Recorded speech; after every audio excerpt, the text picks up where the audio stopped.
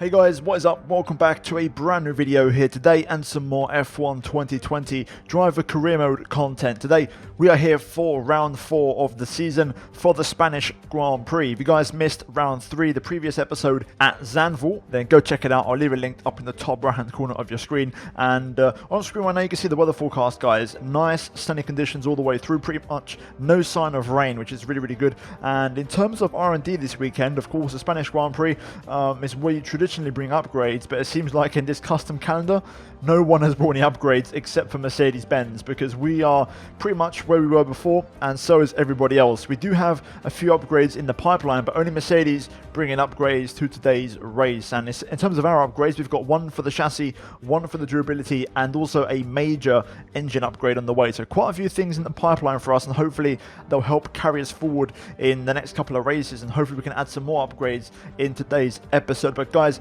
real quick, I'm getting very close now to 50,000 subs, so any help, guys, would be appreciated. So if you want to support the channel, then hit that red subscribe button. It would massively help me out. But with that said, we now move into practice here this weekend at Catalonia, and to be fair, the car felt great. It's been pretty good all season long so far, very consistent and very competitive.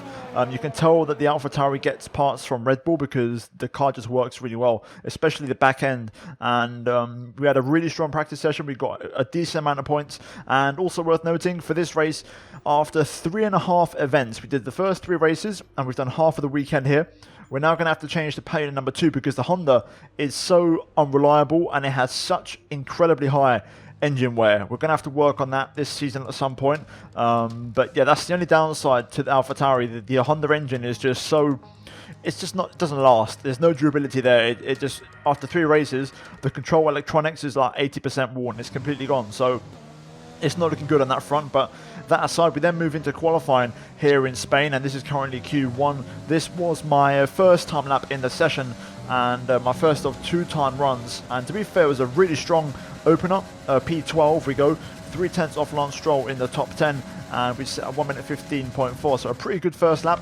We then went out for a second run at the end of the session, and it was more like a precaution rather than a necessary one because nobody was really improving. So I went out, I was 2/10 up, but once I realized everyone had crossed the line and nobody improved or knocked us out, I decided to turn the engine down, back off, and bring the car back to the pits and save some tyres and some engine. So yeah, in the end we go through in P12 into Q2. Pierre Gasly also through in 14th place, so decent stuff. 1 lap was enough to get the job done, and we didn't fully use the second set of tyres, so hopefully we can recycle those later on if need be. We then move into Q2, and my first lap in the session was a little bit scruffy. A couple of lockups as you saw at turn number 5, and now another one here going into the hairpin. And generally, besides those 2 lockups, it was actually a strong lap, but definitely some time left on the table. We'll see now as we exit the final corner.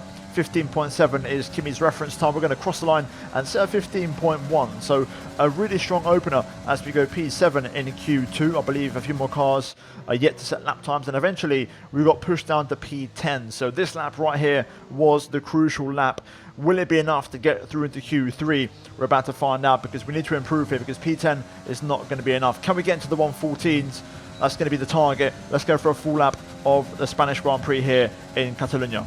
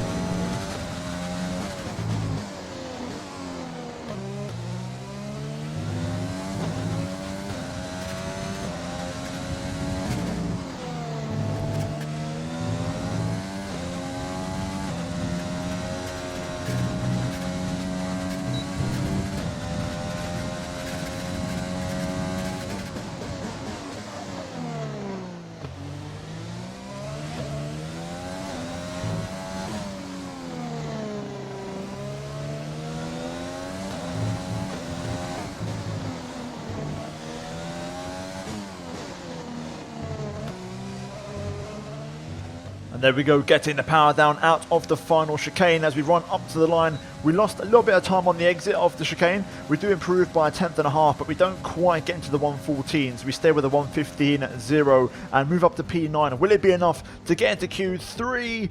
No, it won't. It's only going to be P12 for us, but look how close it is. Ocon, Ricardo, myself, and also Lance Stroll, all of us within that 9/10 of a deficit to the leader. So really, really close and competitive, but ultimately we just fall short. But to be fair, I'm not too upset because around here, you know, the one stopper with the medium to the hard tyre is definitely the preferred strategy. And also worth noting, Pierre Gasly there in P15 at the bottom of the timesheets. And then one last thing before the race starts is going to be the acclaim. We're going to level up to level number 5. So slowly but surely we're improving here and making our way up through the levels. But guys, that is it for qualifying. We're now going to move into the race for the Spanish Grand Prix here in Catalonia. The Spanish Grand Prix has been a permanent fixture on the Formula One calendar for over 30 years now, and for good reason. Do you remember Michael Schumacher's absolute dominance here in that rain-soaked Grand Prix in 1996? That day he took his first ever victory for Ferrari, and we've had many more iconic moments since. The Circuit de Barcelona-Catalunya, a track that will certainly force the drivers to push themselves. It consists of a very impressive main straight going into turn 1. It's a straight that also offers a DRS zone, so it's likely to be a hot spot for overtakes. And as always, a man with plenty of racing experience joins me in the commentary box. Today it's Anthony Davidson. Tell me, Ant, you're no stranger to surviving the melee of turn 1. So how do you keep out of trouble when there's so much going on around you? There are 3 main things to worry about there, Crofty. Positioning, awareness and discipline. First, you have to put your car in a bit of space and make sure you have room to react to what the others are doing. Then you have to watch your mirrors and listen to the sounds around you to get a sense of where everyone is. And finally, just don't get too greedy. Just because a gap exists doesn't always mean you should go for it. It's time to see how our drivers are stacking up after yesterday's exciting qualifying session. Good job yesterday from Valtteri Bottas. The Finn starts from pole position, and it's Lewis Hamilton alongside. Looking down the rest of the grid, we have Vettel, Leclerc, Alexander Albon, and Sainz, Perez, Norris, Ocon, and Martinez, Stroll, Raikkonen, Pierre Gasly, and Verstappen, Grosjean, Magnussen, Antonio Giovinazzi, and George Russell. Latifi and Daniel Ricciardo fills the last spot on the grid. It's almost time for the lights to go out, so let's head down to the track and get this Grand Prix underway. Right then, it's race time here in Spain as we look at the race strategy. And as we mentioned before, in qualifying, we're going to start on the medium tyres and then go on to the hards. A very simple one-stop strategy. I've actually underfueled the car by 0.2 just to be slightly on the lighter side and be a bit more aggressive at the start. I feel like that could help us out. And also in terms of weather forecast, no rain expected in today's race. But with that said, we now move into the race here as we get ready for the 5 red lights for the Spanish Grand Prix. Let's see what kind of start we get. Revs at about 11,000 RPM. Lights out and away we go, and it's a good launch actually, getting the run on Lando here, and it's all very tight and narrow, making our way down towards turn number 1. We're going to try and look for the outside line here on Lando Norris in the McLaren, hanging it in 4th gear. We're now going to get the inside through turn 2. We try to go around the outside of turn 3, but we don't quite have the grip. A lot of understeer on these cold medium tyres, and we have to slot in back in P10. We've got Lance Stroll and Gasly behind us on mediums. Gasly from P15 up to P12, getting a brilliant start in the other car. But now we're going to see if we can try and challenge here as down towards turn 5. We're going to try and go around the outside of Lando Norris here. Could we make this work? We're going to try and get the power down using a bit of overtake around the outside now into turn 7 and 8. Can we make this move stick? We get a little bit loose, but look at that. What an incredible overtake. Nice bit of traction, and we take the position heading into turn 9. We're now going to open the overtake mode up again as we now make our way down towards the hairpin. We're going to go for a little bit of a dive here on Sergio Perez down the inside of the Mexican and move up into 8th place. So a beautiful double overtake there on the medium tyres, and being very aggressive on this first lap, getting very punchy actually, and rolling with the punches and getting the elbows out. We then move on to the end of lap 2.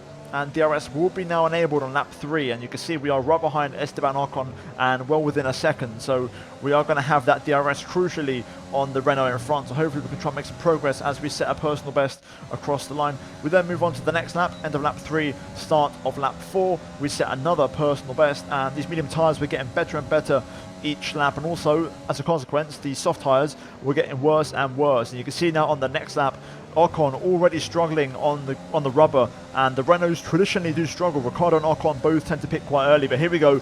DRS and overtake mode engaged. We're going to try and go for a move here. Ocon goes defensive. We're going to pull to the inside, goes super aggressive to the right hand side, and then down the inside on the brakes. Being a bit cautious, don't want to outbrake myself, and we make a nice clear move up into 7th place on the medium tyres on lap 5 of this Spanish Grand Prix. So a really good explosive start to this race as we move on to the start of lap 6, and we set yet another personal best, and we've already got over a 1 second gap to Ocon behind us. So we're running at a really strong pace here, and the car is working really well, just like in Vietnam in the last race.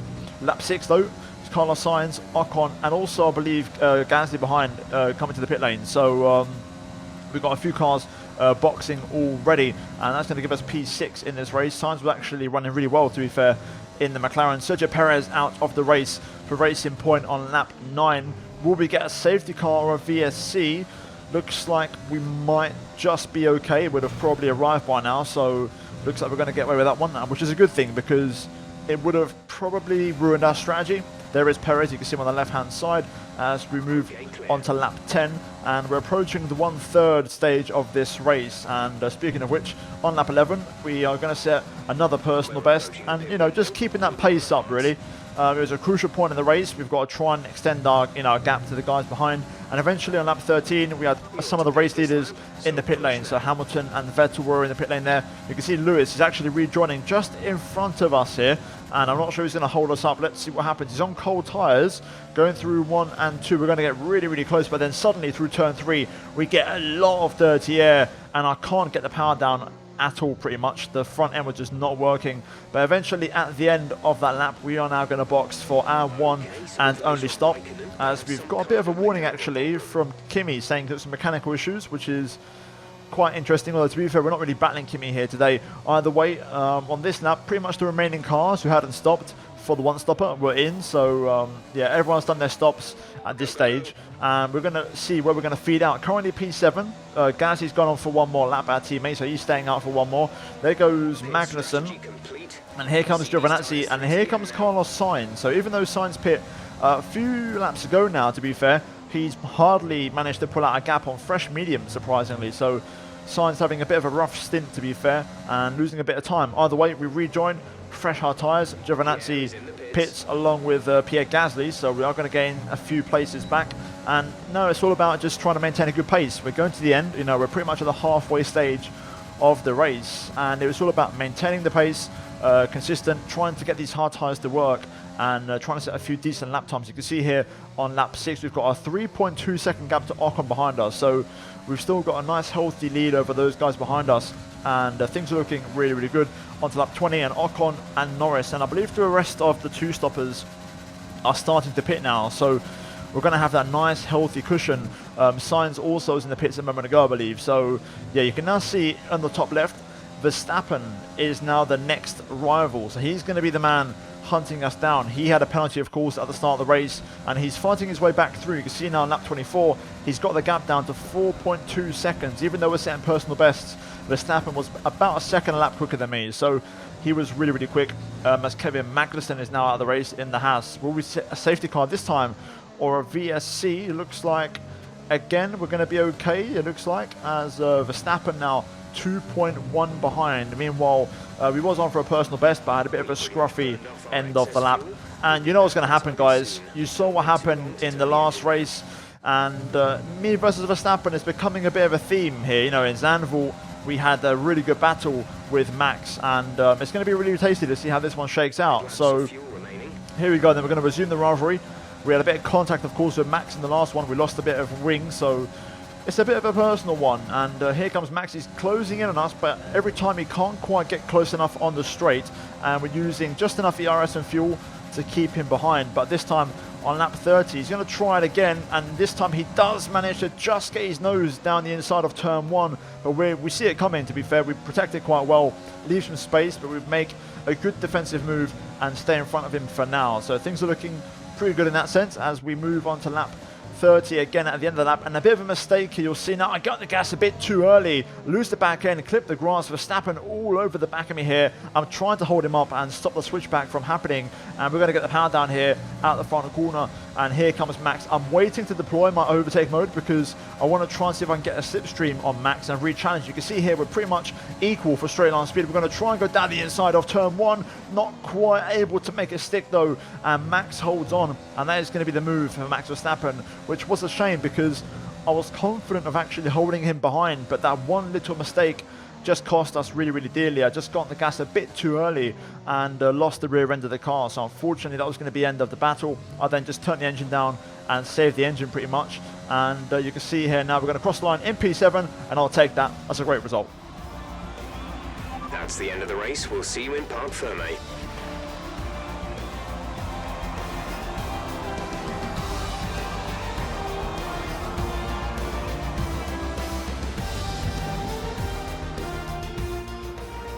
They've done it then. A spectacular victory here in Spain and a massive confidence boost going into the next race.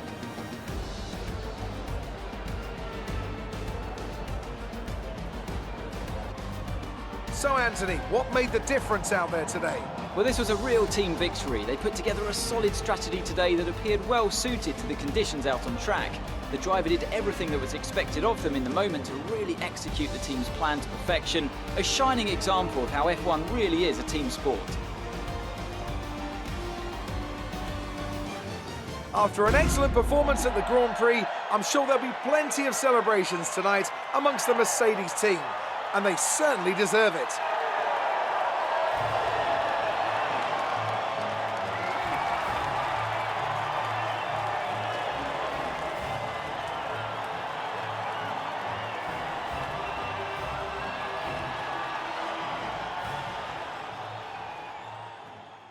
And here we go then, looking at the final race results. Valtteri Bottas picks up the win and makes it a Mercedes 1-2 along with Lewis Hamilton here in Spain. Charles Leclerc in third, Sebastian Vettel missing out the podium in P4. Then it's Alex Albon as the first Red Bull in P5. Verstappen on the one stop, but only P6 of course due to the penalty. He does pick up the fastest lap of the race, but 27 seconds behind his teammate. We finish P7 and score points, as does Pierre Gasly, so double points finish again for both of us in this career mode, which is really, really good so far. And Gasly being super consistent. Carlos Sainz in his home race in 8th, and Stroll picks up P9, and then it's Ocon missing out on the points along with Norris, Raikkonen and Grosjean.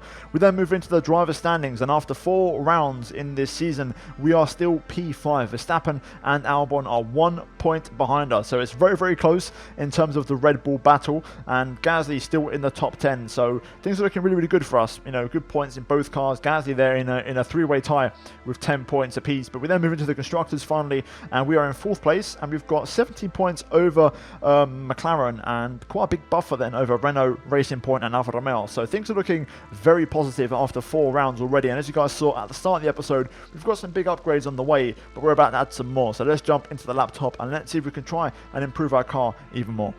Who would you say is your biggest rival at the moment? I'm not quite sure, to be fair. I think Kimi and the Alphas, they're looking pretty strong at the moment, to be honest. You really cut your way through the field today. What was your strategy? I think the car was brilliant today on the mediums. You know, the car was really nimble, light, and just I could push it. Your team must be ecstatic with how you're performing. I hope so. You know, there's expectations to be met here at AlphaTauri, and I just want to perform at my best. Appreciate your time. And there we go then. After the race, we look at the driver acclaim, and we're now well on our way to level 6, which is great, and hopefully we can keep improving moving forward. And with that, we're now going to move on to the calendar, because we've got a few things coming up. You can see we've got some spark plugs on the way on the 13th. We've got general durability upgrade, and also an MGUK durability upgrade on the 16th, and then a cable assembly on the 20th. So 4 upgrades on the way before the Monaco Grand Prix. So let's jump into it and let's see what else we can add on the R&D tree. And looking at the options, we've got 2 upgrades here for the aerodynamics. They're both major, but the rear downforce one is slightly more effective, so we're going to throw that one on first, and hopefully that will arrive with no issues. As we now go back onto the simulation, you can see the spark plugs arrive, which is great. We then get 2 durability upgrades as well, which is really good for us because we need that badly. And then also the final upgrade, the cable assembly, also arrives. So no failures, and for once, happy days, no issues, and all the upgrades have arrived. So we should have a much more improved package heading into Monaco. Mainly it is durability upgrades, but we still got a chassis and also a major engine upgrade on there as well. So hopefully we'll notice that moving forward, and then that major aerodynamics upgrade on the rear end also coming soon as well. But guys, that is it from me here today in this episode of the Driver Career Mode here for the Spanish Grand Prix. If you guys enjoyed it, drop me a like and subscribe if you are new, guys, for daily F1 content on the channel. Like I said at the start, I'm racing towards 50k subs, guys. That's the target, so if you guys could help me get there, I'd massively appreciate it. And right now, guys, on screen you can see the previous episode along with also a random video that you might enjoy, so go check those out. And yeah, guys, that is it from me here today, and I'll see you all next time for the Monaco Grand Prix. I can't wait for that one, but until then, guys, take care, and it's goodbye from me.